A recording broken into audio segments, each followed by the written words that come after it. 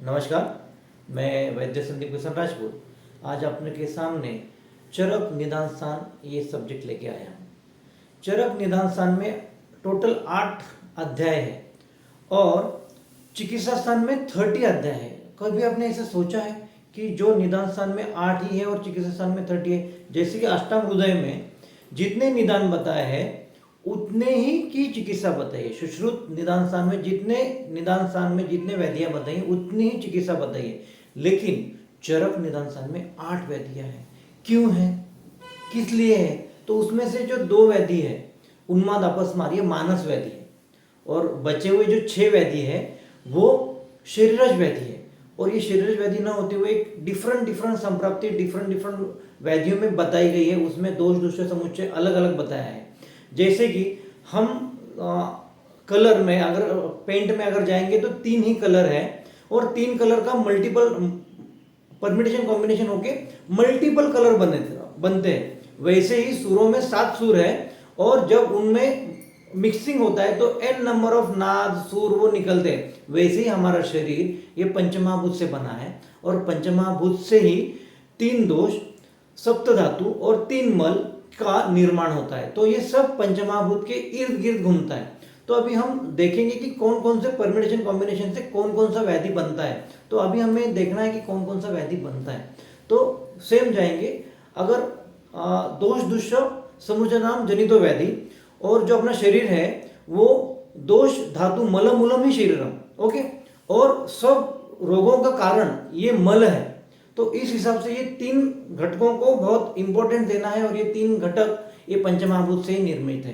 तो हमें कौन से व्याधि में कौन सा घटक इसमें इन्वॉल्व है ये हमें देखना है। तो पहले दोषों से जाते हैं। तो अगर ऐसा देखो कि सब व्याधियों में त्रिदोष ये है ही, लेकिन सबसे ज्यादा कौन है वो हमें देखना है।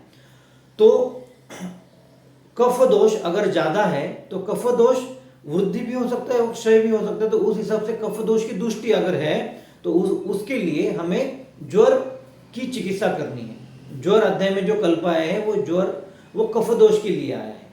पित्त दोष की अगर दुष्टि है तो हमें रक्त पित्त के कल्प यूज करना है।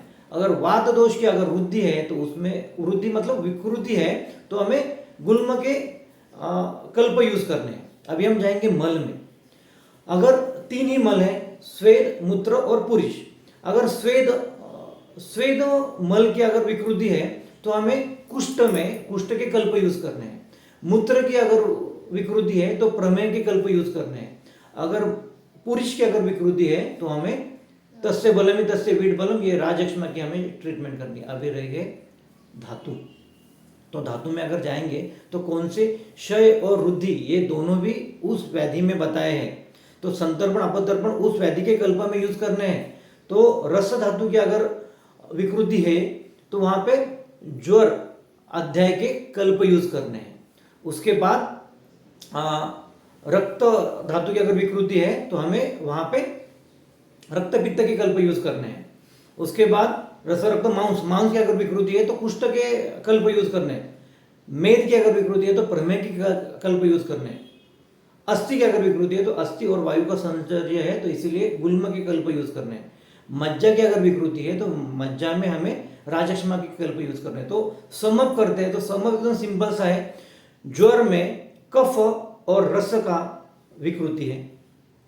रक्त पित्त में रक्त और पित्त की विकृति है। गुल्म में वायु और अस्थि की विकृति है। प्रमेय में मेद और मूत्र की विकृति है। कुष्ठ में मांस और स्वेद की विकृति है।